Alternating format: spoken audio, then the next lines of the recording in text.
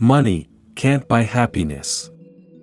One of the most common myths is that you need money to be happy. Or, as the French millionaire Paul Getty once joked, happiness is not about money, but their quantity. In fact, it is not that simple. Studies have shown that psychiatric hospitals in Europe and the United States are filled by wealthy people. Fashion, movie, and music stars do not get out of depression by using strong antidepressants, alcohol, or drugs.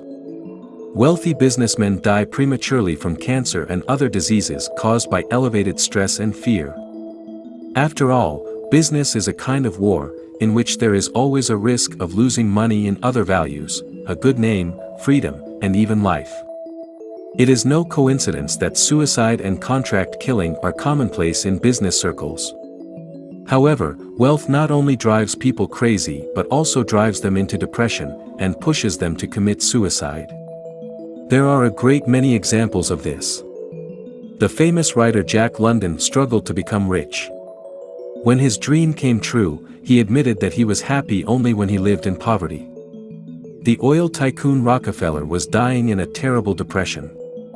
Multimillionaire Howard Hughes, having lost his mind, lay naked in a closed room for days, believing that clothes are a nest of bacillus. All these tragedies cannot be overshadowed by private jets, villas, or money. Curious data showed the result of a sociological study conducted by the German Society for Rational Psychology, in which about 3,000 Germans under the age of 65 answered the question, "What makes them happy?" It turned out that the most important things for the Germans are a loving and gentle partner, a happy family, healthy, happy children, success at work, work done, health, and favorite hobbies. And only in the 16th place in importance was money. A larger study conducted by American scientists confirmed the results of German colleagues: wealth is not a fundamental condition for happiness. Even the richest people in America do not differ much from the average American in their understanding of happiness.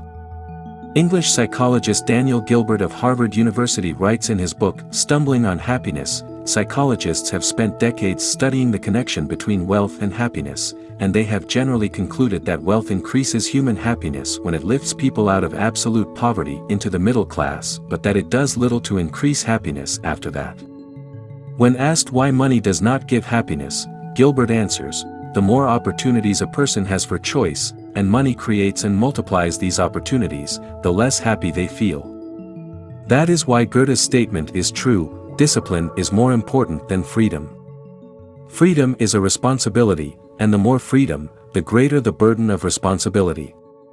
And not everyone can bear such a heavy burden. Check out the channel, there are more videos about happiness.